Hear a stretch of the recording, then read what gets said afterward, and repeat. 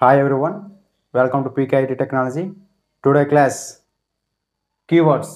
టోకెన్స్లో type of టోకెన్స్లో మొదటిది keywords ఎన్ని ఉంటాయి, ఏంటి అవి ఎందుకు డిఫైన్ చేశారనేది ఈరోజు కంప్లీట్గా తెలుసుకుందాం. కీవర్డ్స్ని ఎలా వాడతారు, ఎక్కడ వాడతారు, ఏ పర్పస్లో కీవర్డ్స్ని మనం ఉపయోగిస్తాం సి లాంగ్వేజ్లో అనేది ఈరోజు కంప్లీట్గా డిస్కస్ చేసుకుందాం.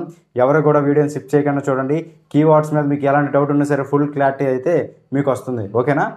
మరి ఫస్ట్ పాయింట్ వచ్చేసి keywords are the predefined words in a compiler. కంపైలర్లో ముందే వాటర్ తగిన కీలకమైన పదాలే కీవర్డ్స్. ఆల్రెడీ కంపైలేషన్ కోసం కీవర్డ్స్ని ఉపయోగించడం జరిగింది, యూజ్ చేయడం జరిగింది సి లాంగ్వేజ్లో. ఓకేనా? అదే అంటున్నాడు, keywords are the predefined words in a C కంపైలర్లో ప్రీ డిఫైన్డ్గా కొన్ని కీవర్డ్స్ని వాడడం అయితే జరిగింది. So next topic, each keyword is meant to perform a specific function in a C program. ఒక్కొక్క కీవర్డ్ కూడా సి ప్రోగ్రాంలో ఒక్కొక్క స్పెసిఫిక్ ఫంక్షన్ని నిర్దేశిస్తుంది అనమాట. ఒక్కొక్క పని చేస్తుంది. ఒక్కొక్క కీవర్డ్ కూడా ఒక్కొక్క నిర్దిష్టమైన పనిని చేయడానికి సి ప్రోగ్రాంలో ఒక్కొక్క కీవర్డ్ని ఇంట్రడ్యూస్ చేశారు. సి ప్రోగ్రాంలో మొత్తం 32 కీస్ని ఇంట్రడ్యూస్ చేశారు. 32 కీవర్డ్స్ కూడా స్పెసిఫిక్ ఫంక్షన్, ఒక్కొక్క కీవర్డ్ ఒక్కొక్క స్పెసిఫిక్ ఫంక్షన్ కలిగి ఉంది, స్పెసిఫిక్ యూనిట్ని కలిగి ఉంది. ఒక్కొక్క కీవర్డ్ ఒక్కొక్క పని చేస్తుంది. ఒక్కొక్క కీవర్డ్ ఒక్కొక్క పని చేయడానికి రూపొందించడం జరిగింది. అర్థమవుతుందా? సో అదే అంటాడు, each keyword is meant to perform a specific function in a C program. అర్థమవుతుందా? ఒక్కొక్క కీవర్డ్ కూడా ఒక్కొక్క స్పెసిఫిక్ ఫంక్షన్ని పర్ఫామ్ చేస్తుంది అనమాట సి ప్రోగ్రాంలో కీవర్డ్స్ అనేవి. Since keywords are referred name for కంపైలర్లో కీవర్డ్స్ని వాడడం జరిగింది. అర్థమవుతుందా? కొన్ని నేమ్స్ కలిగి ఉన్నాయి కాబట్టి ఒక నిర్దిష్టమైన నేమ్స్, రిఫర్డ్ అంటే ఒక అర్హత కలిగిన నేమ్స్ని వాడడం జరిగింది.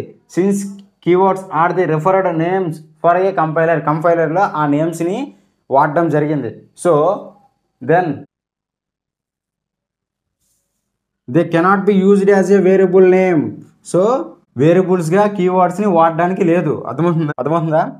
చూడండి, they cannot be used as a variable name. So ఆ కీవర్డ్స్ని వేరియబుల్గా వాడడానికి లేదు. ఎందుకంటే already since keywords are the referent name of the compiler, already కీవర్డ్స్కి నేమ్స్ అనేవి కలిగి ఉన్నాయి. కీవర్డ్స్ అనేవి కూడా ఒక్కొక్కటి ఒక్కొక్క నేమ్గా కలిగి ఉన్నాయి కాబట్టి ఆ నేమ్స్ని నువ్వు వేరియబుల్గా వాడడానికి లేదు.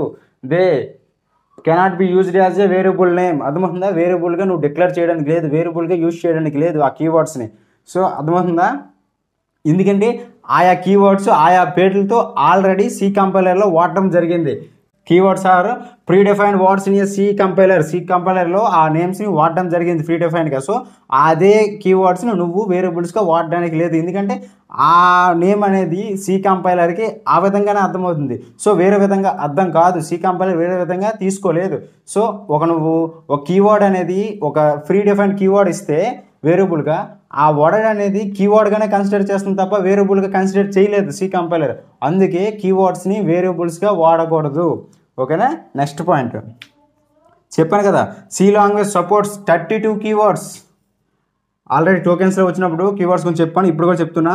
సి లాంగ్వేజ్ సపోర్ట్స్ 32 కీవర్డ్స్, మొత్తం 32 కీవర్డ్స్ని వాడింది.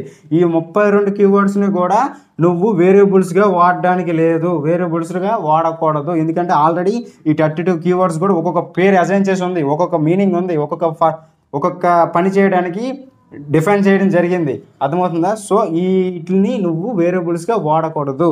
అర్థమవుతుందా? సో అవేంటేంటో తెలుసుకుందాం.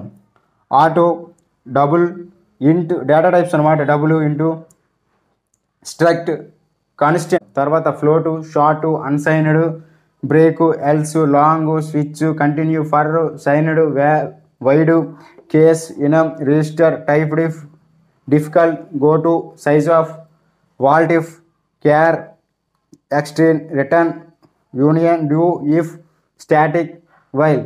సో ఇవన్నీ కూడా మనకి కీవర్డ్సే. సో ఇవన్నిటికి కూడా సమ్ మీనింగ్ ఉంది, ఒక్కో దానికి ఒక్కో మీనింగ్ ఉంది, ఒక్కొక్క కీవర్డ్ ఒక్కొక్క పని చేస్తుంది, ఒక్కొక్క కీవర్డ్ ఒక్కొక్క స్ట్రక్చర్ని కలిగి ఉంది. సో వీటిని నువ్వు వేరియబుల్స్గా మాత్రం వాడడానికి లేదు. ఆల్రెడీ ఈ 32 కీవర్డ్ని కూడా ఒక ప్రోగ్రామ్ని బిల్డ్ చేయడానికి కోసం వాడడం జరిగింది. ఓకేనా? అర్థమవుతుందా? సో వీటిని మొత్తం కీవర్డ్స్ అంటారు. అర్థమవుతుందా? మళ్ళీ చెప్తున్నా, మొత్తం 32 కీవర్డ్స్ ఉంటాయి. ఈ 32 కీవర్డ్స్ని కూడా మీరు ప్రోగ్రాంలో వేరియబుల్గా వాడడానికి లేదు. వీటితో మీరు ప్రోగ్రామ్ రన్ చేయడానికి ఉపయోగించుకోవాలి. అర్థమవుతుందా? మీరు చేసే పని బట్టి మీరు కీవర్డ్స్ని ఉపయోగించుకోవాలి. అర్థమవుతుందా? వాల్యూ ఇచ్చే బట్టి నువ్వు ఈ డేటా టైప్స్ని వేరియబుల్స్ని తీసుకుంటావు. వేరియబుల్ అనేది నీకు నచ్చినట్టు తీసుకోవాలి, నీకు గుర్తున్నట్టు. సో ఏ వాల్యూ ఇస్తానో దాన్ని బట్టి ఇక డేటా టైప్ కీవర్డ్ ఎంచుకోవాలి. అర్థమవుతుందా? సో నువ్వు చేసే పనికి కీవర్డ్ని సెలెక్ట్ చేసుకోవాలి తప్ప కానీ నువ్వు చేసే పనికి వాల్యూని ఇచ్చుకోవడానికి, స్టోర్ చేసుకోవడానికి, వేరియబుల్స్గా ఇవ్వడానికి కీవర్డ్స్ని ఇవ్వకూడదు. ఓకే, అర్థమవుతుందా? సో మొత్తం కీవర్డ్స్ 32 ఉంటాయి. గుర్తుపెట్టుకోండి. మీకు ఖచ్చితంగా 5 మార్క్స్ క్వశ్చన్ అయినా అడగొచ్చు ఇది, లేదా బిట్స్ ఉంటే 1 మార్క్ బిట్ అయినా అడగొచ్చు. How many types of keywords అని క్వశ్చన్ కూడా అడగొచ్చు. బిట్టు 32 టైప్స్ ఉంటాయి. ఓకేనా? సో మొత్తం కీవర్డ్స్ గురించి అయితే ఫుల్గా ఎక్స్ప్లెయిన్ చేయడం జరిగింది. సో నెక్స్ట్ టాపిక్ వచ్చేసి ఐడెంటిఫైర్స్ గురించి చెప్తాను. ఓకేనా? సో మన క్లాస్ మీకు కొత్త అనిపిస్తే మన ఛానల్ని సబ్స్క్రైబ్ చేయండి, లైక్ చేయండి, అలాగే షేర్ చేయండి. మీకు ఏమైనా ఏ డౌట్ ఉన్నా సరే మన కామెంట్ సెక్షన్లో తెలియజేయండి. నేను ఖచ్చితంగా ఎక్స్ప్లెయిన్ చేస్తాను.